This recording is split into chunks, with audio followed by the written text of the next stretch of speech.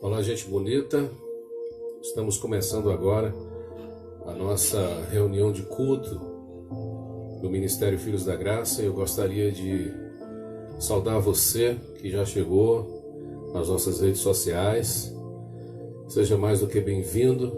Convido a você para orar ao nosso Deus essa noite.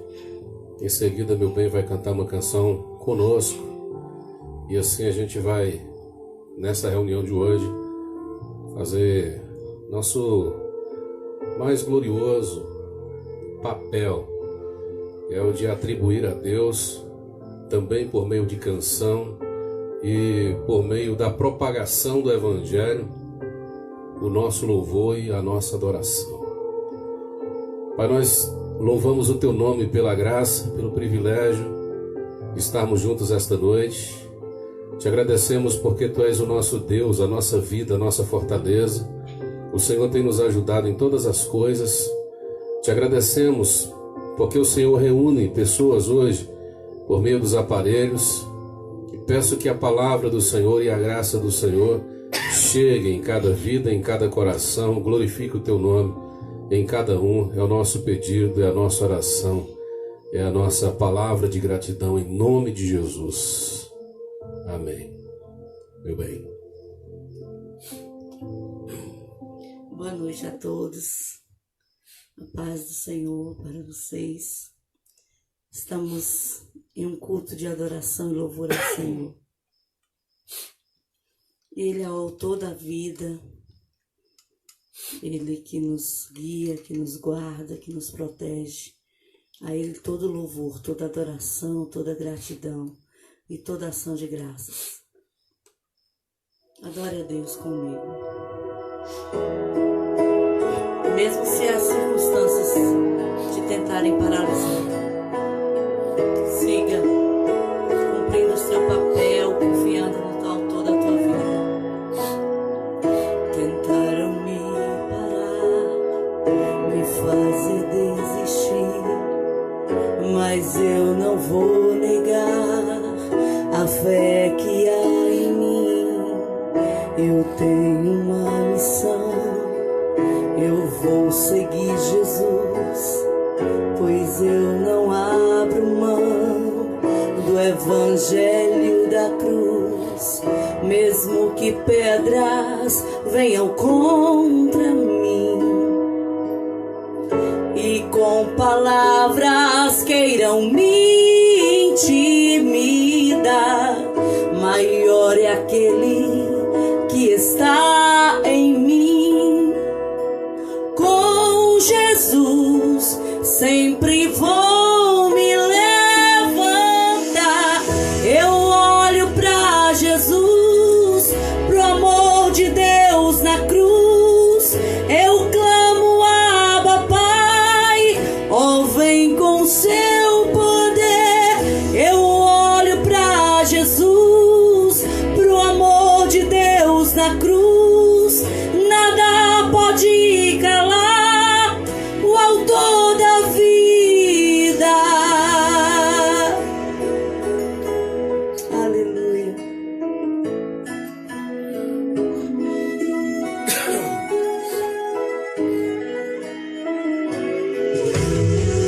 Mesmo que pedras venham contra mim e com palavras queiram me intimidar, maior é aquele que está em mim. Com Jesus sempre vou me levantar. Eu olho pra Jesus, pro amor de Deus na cruz. Eu clamo, Abba, Pai, ó, vem com seu poder. Eu olho pra Jesus, pro amor de Deus na cruz. Nada pode parar o autor da vida. Pode um silêncio até gritar que Deus me abandonou.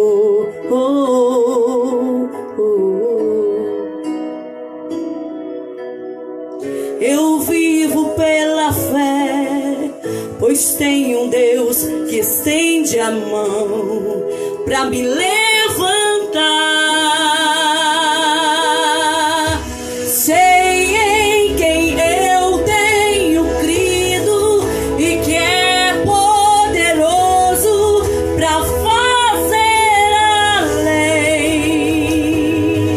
E esta é a hora, Deus toca, renova, transforma.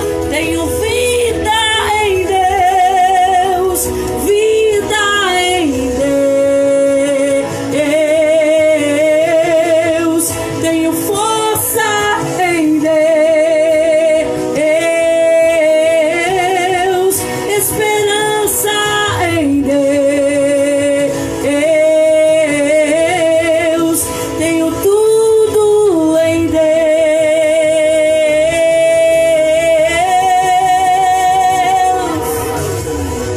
Eu olho pra Jesus, pro amor de Deus na cruz.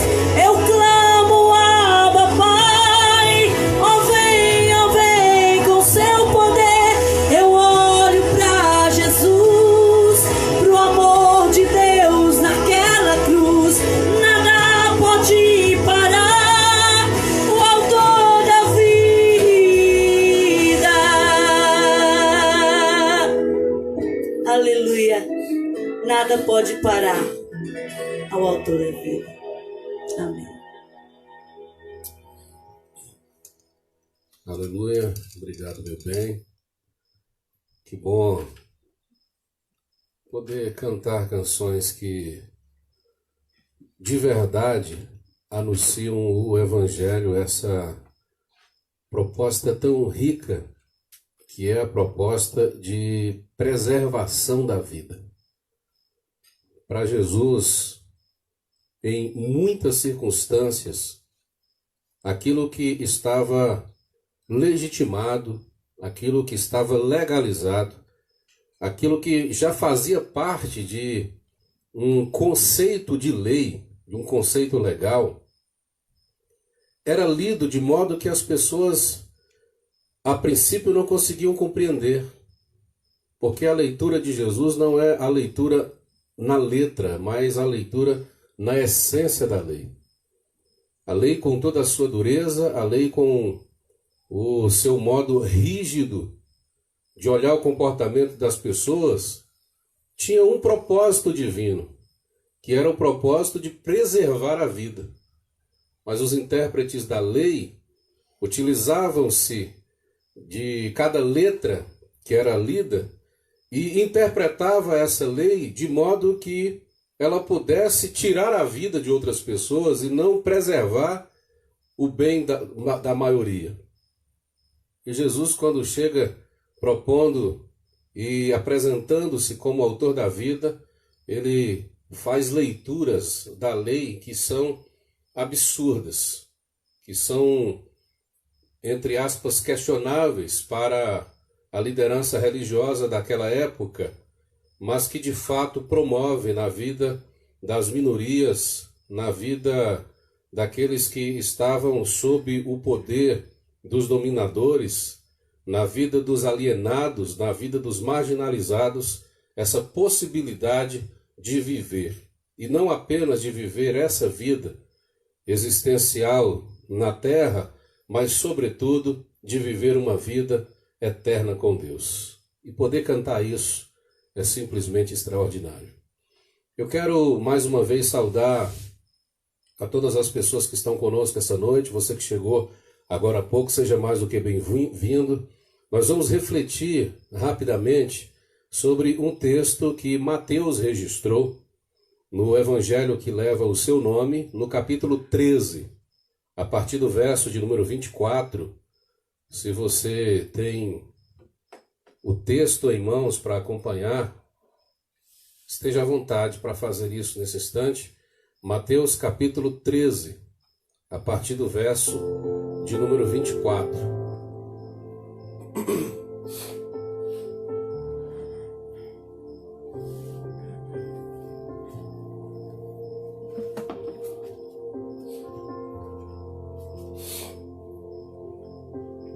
está escrito: propôs-lhe outra parábola, dizendo: o reino dos céus é semelhante ao homem que semeia a boa semente no seu campo. Mas dormindo os homens, veio o seu inimigo e semeou o joio no meio do trigo e retirou-se. E quando a erva cresceu e frutificou, apareceu também o joio. E os servos do pai de família, indo ter com ele, disseram-lhe: Senhor, não semeaste tu no teu campo boa semente? Por que tem então joio? E lhes disse: um inimigo é quem fez isso. E os servos lhe disseram: queres, pois, que vamos arrancá-lo? Ele, porém, lhes disse: não, para que ao colher o joio, não arranqueis também o trigo com ele. Deixai crescer ambos juntos até a ceifa. E por ocasião da ceifa, direi aos ceifeiros: colhei primeiro o joio, e atai-o em molhos para o queimar. Mas o trigo, ajuntai-o no meu celeiro. Depois que Jesus conta essa parábola aos discípulos, ele também vai utilizar-se desta mesma forma de linguagem para comunicar umas outras verdades, umas outras propostas do Evangelho aos seus ouvintes. Mas essa parábola particularmente incomodou de forma profunda aos discípulos, tanto que, quando eles tiveram a oportunidade, eles pediram imediatamente a Jesus que lhes desse explicação a respeito dessa parábola. E eles perguntaram: quem são esses aqui, os filhos do rei? Quem são essas pessoas que aparecem como sendo um elemento benéfico, um elemento bom, plantado, melhor dizendo? Quem é de fato o trigo e quem é o joio? Qual é o significado desta profunda parábola? E aí Jesus vai pontuar de forma muito rápida e aparentemente simples cada elemento da parábola. E ele vai dizer que o homem que tem o campo é Deus, o campo é o mundo, o inimigo que vai plantar o joio é o diabo. E ele diz: o trigo são os filhos do reino, aqueles que nutrem, aqueles que são produtivos, aqueles que se dirigem para a formação da vida. E o joio são os plantados pelo inimigo, aqueles que se propuseram a não nutrir, a ser um elemento indiferente, a não produzir bons frutos. Os homens da colheita são os anjos. E o tempo da colheita é o tempo do juízo, é o momento em que todos os que se fizeram trigo e todos os que se fizeram joio, todos os que abraçaram a proposta do bom dono do campo e se fizeram boa semente, e todos aqueles que abraçaram a proposta do inimigo que plantou o joio e se fizeram má semente, terão os seus destinos. E o dono do campo primeiro dirá: arranque logo o joio. E depois que arrancar o joio e lançá-lo em um determinado lugar, que é o fogo, que é o juízo, que é a paga, que é o resultado do seu comportamento, que é o resultado da sua escolha, posteriormente você vai lá, colhe o trigo e coloca no meu celeiro. Coloca em um lugar adequado. Porque na parábola, os anjos, que agora são apontados por Jesus como ceifeiros, eles querem imediatamente, ao perceber que o joio estava de alguma forma atrapalhando o trigo, tirar o joio, separá-lo e lançá-lo fora. Só que nesse período de crescimento inicial das duas plantas, dos dois elementos, há entrelaçamento de raízes. E o dono do campo diz: não é bom fazer essa separação agora, porque quando você, nesse início de crescimento das plantas, vai arrancar o joio, você incorre no risco de arrancar junto com o joio também o trigo. E aí você perde o trigo na tentativa de purificá-lo, na tentativa de tirar aquilo que lhe incomoda, na tentativa de não deixá-lo incomodado. Então Jesus explica esta parábola para os discípulos e a gente já começa a perceber nessa explicação e no apontamento dos significados dos elementos aqui por parte de Jesus, muita coisa que pode ser aplicada e aplicável às realidades dos dias em que nós estamos vivendo, por exemplo. Nós percebemos que as sementes, elas vão crescendo silenciosamente. O desenvolvimento inicial da semente é quase imperceptível. E elas vão tomando formas parecidas quando vão crescendo, quando os brotos vão saindo. Elas vão tomando formas parecidas. O trigo e o joio têm estereótipos muito parecidos, muito próximos. No entanto, cada um vai chegar num momento, vai chegar em um tempo em que mostrará de fato a sua diferença. Há sempre um tempo em que a diferença, que a princípio não aparece, vai se tornar perceptível. Há sempre um momento em que a princípio, aquilo que a princípio não pode ser percebido, não pode ser visto, vai se mostrar. E é por isso que Jesus diz que aqueles que são trigo, aqueles que são filhos do reino, aqueles que abraçaram a proposta de um comportamento que ame a vida e a nutrição, aqueles que não são preconceituosos e não são racistas, aqueles que não olham com indiferença para a necessidade do outro, aqueles que buscam o bem alheio, aqueles que prestam socorro a quem necessita, aqueles que visitam os que foram presos injustamente, aqueles que dão água a quem tem sede, aqueles que dão comida a quem tem pão, aqueles que exercem o seu papel que é fundamental de propagação de boas novas e não de propagação de juízos absurdos,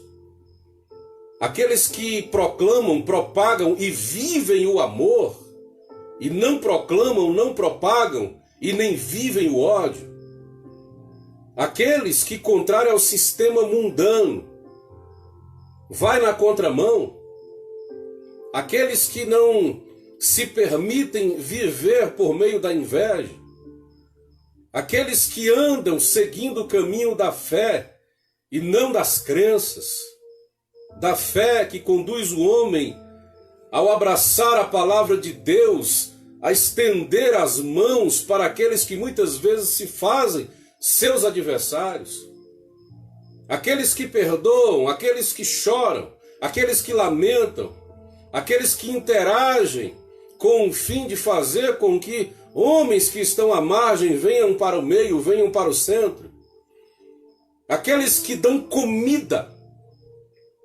aqueles que fortalecem, aqueles que levantam, aqueles que curam feridas, esses vão brilhar, disse Jesus, porque esses são filhos do reino. Muitas vezes esses que são filhos do reino nem fazem parte de uma instituição religiosa ou vivem dentro de um ciclo comunitário que abraça somente aqueles que se parecem consigo ou que andam com as mesmas camisetas, que vestem as mesmas roupas, que vão para os mesmos lugares, que se reúnem nos mesmos ambientes, que gostam das mesmas coisas, que compartilham de algo que é agradável a todos, mas gente que se importa com gente, que olha para outras pessoas, que se compadecem com a miséria do outro, que se colocam no lugar do outro e que compreendem, muitas vezes até, o motivo pelo qual o outro chegou a ser o que era, a fazer o que fez. E que busca transformar aquela outra vida, que busca regenerar aquela outra vida. Jesus está dizendo, esses aqui são a boa semente, são os filhos do reino, esses aqui são o trigo. Enquanto que o outro elemento que aparece, que cresce junto, e que às vezes se parece muito com o trigo, e é o joio, tem a mesma aparência, tem o mesmo estereótipo, parece em muitas situações ter a mesma postura, mas quando chega a hora de alimentar, quando chega a hora de produzir, quando chega a hora de nutrir, quando chega a hora de estender a mão, quando chega a hora de perdoar, quando chega a hora de amar, quando chega a hora de viver princípios e verdades, quando chega a hora de muitas vezes desconstruir o ódio com o qual a sua identidade foi construída, quando chega a hora de amar não importa a quem, quando chega a hora de alimentar o seu próprio adversário, de dar água a quem tem sede, de visitar a quem foi preso, quando chega a hora de apresentar bons frutos, é aí que o joio se mostra de verdade. Porque sempre chega o tempo, Jesus disse, é por isso que pelos frutos os conhecereis. Sempre chega o momento, ninguém consegue viver uma hipocrisia e um disfarce a vida inteira, querido. Ninguém consegue manter a imagem a vida toda. Sempre chega o tempo em que a máscara cai. A maquiagem se desfaz. Sempre chega o tempo da nudez, de despir-se, de mostrar com visceralidade aquilo que de verdade é, aquilo que o compõe. Sempre chega o tempo em que o joio vai mostrar a sua diferença com relação ao trigo, porque quando você precisa da nutrição do joio, do alimento do joio, da ajuda do joio, da força do joio, do equilíbrio do joio, é que o joio vai mostrar que não tem nada disso a oferecer. Às vezes, você que é trigo e você que se percebe trigo, já consegue perceber em muitos ambientes, em tantos lugares, tantas pessoas que têm a aparência de trigo, mas na verdade são joio. E você fica profundamente incomodado com o joio vivendo na sua mesma terra, comendo os nutrientes da sua terra. E às vezes você nem tem nutriente suficiente para se alimentar, porque o joio que está ali entrelaçado nas tuas raízes está comendo o mesmo nutriente que deveria te alimentar. E talvez você queira se colocar nessa posição de anjos ceifadores, né? Ou ceifeiros, melhor dizendo, e queira logo arrancar o trigo, deixa eu desmascarar logo, deixa eu arrancar, deixa eu atirar. E Jesus diz, calma! Tem tempo para todas as coisas. Não se apresse em querer arrancar o trigo, porque às vezes, o joio, porque às vezes, na sua tentativa alucinada e apressada, incomodada de arrancar o joio, de tirar a máscara, você vai ferir um pé de trigo que está ali perto, inocente, e que vai se perder junto com o joio que você vai arrancar. Ou seja, mesmo com todo o incômodo que às vezes o joio vai provocando na gente, né? Porque joio às vezes tem o poder de se passar pelo trigo tão grande que as pessoas às vezes abraçam mais o joio do que o próprio trigo e acham o joio mais bonito do que o próprio trigo, porque ele é mestre em disfarces e em estereótipos. Muita gente na vida às vezes acaba trocando o bom trigo, a boa semente, pelo joio, que é uma erva daninha e que não nutre, que não fortalece, por causa da aparência. E talvez você até se sinta assim, trocado. As pessoas vão trocando a ordem das coisas, principalmente nesse tempo que a gente está vivendo, em que o estereótipo vale muito mais, em que a marca vale muito mais, em que a imagem vale muito mais. E às vezes aquilo que você prega com sinceridade, aquilo que você fala com verdade e com a intenção de nutrir, de abençoar e fortalecer as pessoas e produzir nelas vida, é deixado de lado. Exatamente por quê? Porque as pessoas preferem a aparência. Aquele tipo de mensagem que vai produzir no seu ego uma sensação boa. E aí trocam o trigo pelo joio. Só que quando você precisar da força do joio, você não vai encontrar. Porque o joio é mascarado. O joio é falso, o joio é mentiroso, o joio é hipócrita, o joio não te dá força. O joio finge que está curando a tua doença, mas na verdade ele não é remédio. O joio finge que está alimentando o teu corpo, mas na verdade ele não tem nutriente. O joio pode até fingir que está curando a tua alma, mas ele não tem capacidade psicológica suficiente para isso. Produz mais adoecimentos. Quando você precisar da verdade do joio, você vai perceber o quanto o joio era uma grande hipocrisia na tua vida. Você vai perceber o quanto o joio era uma grande fraude na tua vida. É melhor você viver com a simplicidade do trigo do que com a aparência do joio. Porque o trigo tem um papel do qual ele não abre mão. Primeiro, o trigo, ele é nutridor.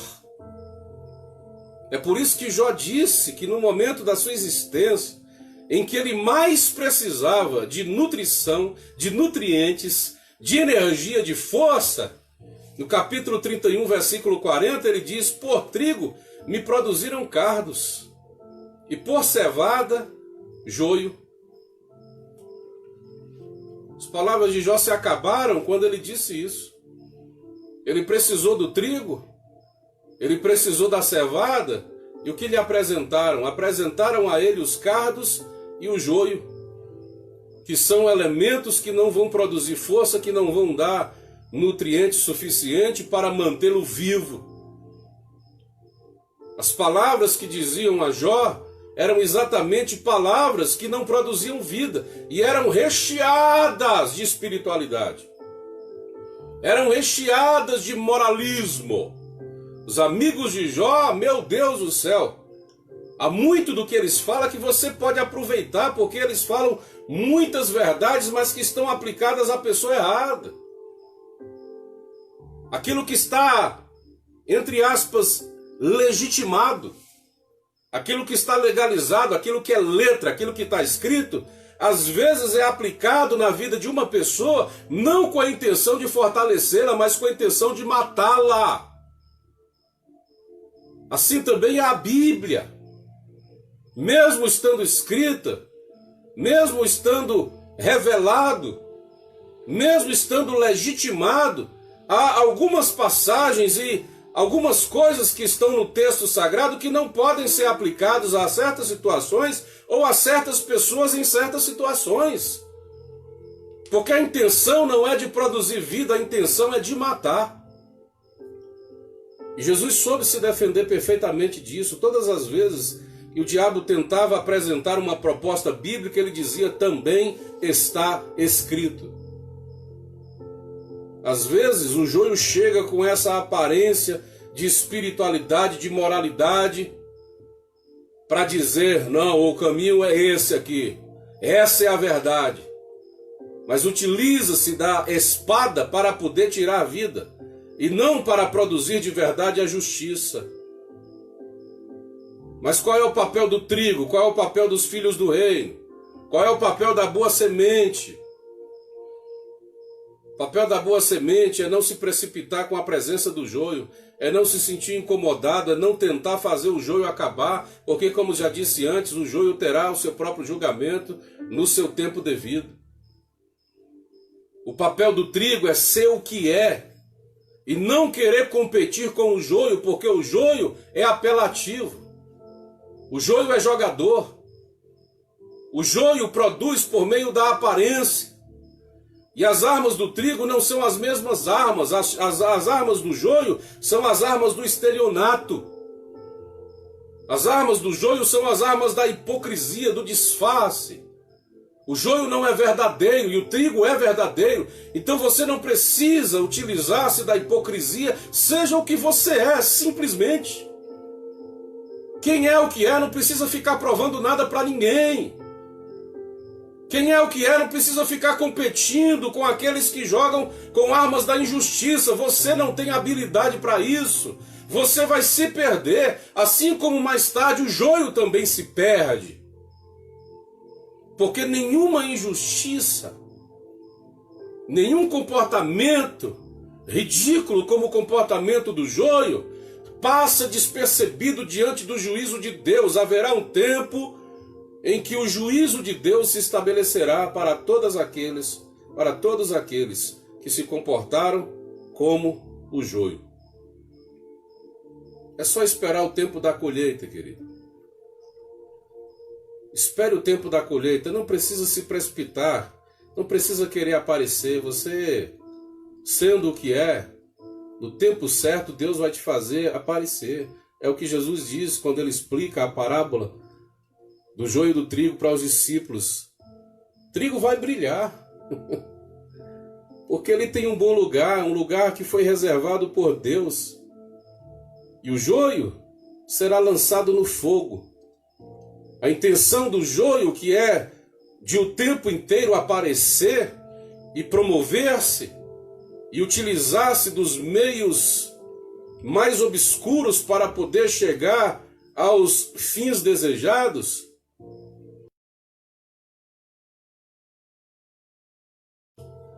mas o trigo não. O trigo sempre foi e sempre será guardado em um bom lugar.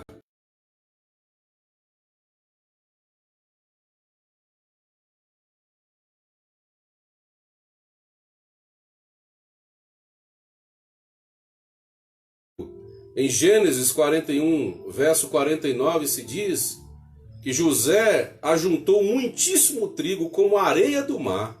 Olha que absurdo. Até que cessou de contar, porque não havia numeração. A ciência exata da matemática, na época de José, não tinha criado ainda possibilidades nem no Egito, que era uma superpotência e um país de uma tecnologia matemática super avançada, mas não tinha condições de enumerar mais, e por isso eles pararam de contar, porque José disse: vamos ajuntar trigo. Nenhum grão de trigo será desperdiçado, porque vai chegar o tempo em que o trigo terá a sua utilidade. É o tempo em que o joio será desmascarado, porque joio é inútil. Joio é inútil. Então não queira se comparar ao joio. Não queira se apresentar como o joio se apresenta. Não queira aparecer como o joio aparece. Seja trigo. Foi para ser trigo que Deus te chamou. Para nutrir, para amar, para ajudar, para abençoar, para levantar, para erguer, para perdoar, para receber o perdão.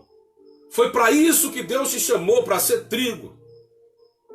Outro texto que eu acho muito interessante é em Juízes capítulo 6 e verso 11.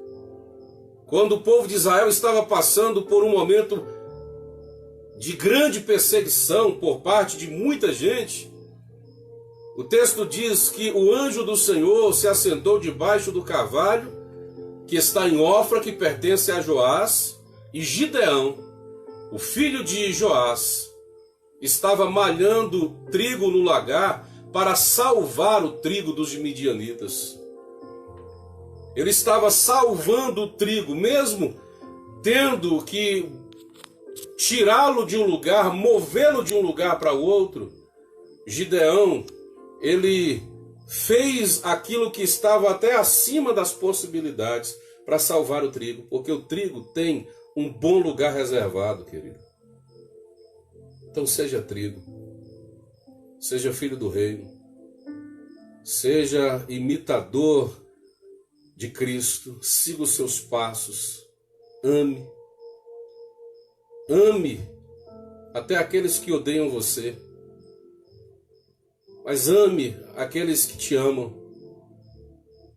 perdoe aqueles que falharam com você. Você é trigo, você nasceu para nutrir, você nasceu para dar vida. Não permita que pessoas morram quando depender da tua ajuda. Não permita que crianças caiam de cima de apartamentos porque você não soube segurá-la quando deveria. Não permita que homens e mulheres morram debaixo dos teus joelhos porque você acha que tem o poder e porque você acha que comanda a justiça. Não deixe que pessoas que precisam da tua ajuda, da tua vida, morram nas tuas mãos. Você não é joio, você foi chamado para ser trigo, para alimentar, para abençoar, para produzir, para fazer crescer. Que essa palavra de Deus se movimente no seu coração, que o Espírito Santo te incomode. É o desejo do meu coração hoje, para que você perceba o quanto é valioso ser trigo, mesmo quando o joio está incomodando, está assumindo a tua imagem e sendo aquilo que de fato ele é, um hipócrita. Você não precisa competir com ele, seja apenas o elemento bom, a boa semente, porque vai chegar o tempo da colheita, em que os anjos darão um bom lugar aos filhos do reino, à boa semente, ao trigo. Senhor, nós oramos ao teu nome essa noite, diante da tua presença, primeiro para agradecer pela palavra que o Senhor tem colocado em nosso coração essa noite. Segundo, para pedir que nos ajude diante de toda incomodação do joio nesses tempos de hipocrisia, a manter a nossa essência de trigo, que não é uma coisa fácil. Porque nós não queremos e não precisamos nos comparar ao trigo, e o Senhor sabe disso, mas nós precisamos da tua ajuda, Senhor, para manter a nossa essência sem máscara, sem maquiagem, sem disfarce, sem hipocrisia, mas visceralmente verdadeiros. Por isso eu peço a bênção do Senhor sobre a minha vida, sobre a minha família e sobre a vida de cada pessoa que está nos assistindo esta noite ou depois, sobre as suas famílias. Onde há verdade, que haja também do Senhor fortalecimento. Onde há verdade, que haja também do Senhor nutrientes suficientemente capazes de manter esse fruto em processo de crescimento. Dá força ao teu trigo, Senhor, para que ele alimente, para que ele produza, para que ele cumpra o fim para o qual foi proposto. É a nossa oração, é o nosso pedido, em nome de Jesus. Amém. Bem, gente, nós estamos encerrando nesse instante a nossa reunião dessa noite de quinta-feira. Eu quero lembrar ao nosso pessoalzinho lindo, que faz parte da nossa comunidade, Filhos da Graça, que no próximo domingo, à noite, às 19 horas, nós teremos a nossa ceia, tá? Então, não esqueça de comprar os elementos da ceia para a gente participar junto no domingo às 19 horas, tá bom? Quero lembrar que amanhã às 19 também, pastor Edinho estará com a live de oração. No domingo pela manhã, às 10 horas, pastor Wagner, se já estiver bem, graças a Deus está se recuperando bem, no domingo já estará apresentando a escola bíblica dominical também. E esteja sempre conosco, tá certo?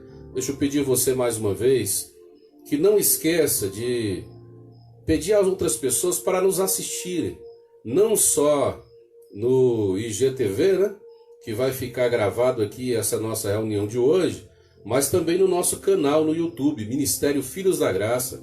Você pode mandar o link para outras pessoas, pedir para que outras pessoas se inscrevam na nossa página e também compartilhe as nossas reflexões, tá bom? Não esqueça de fazer isso, você vai estar abençoando também o nosso ministério e a nossa vida por meio dessa sua ação que é simples, né? Você está no celular o dia todo, né?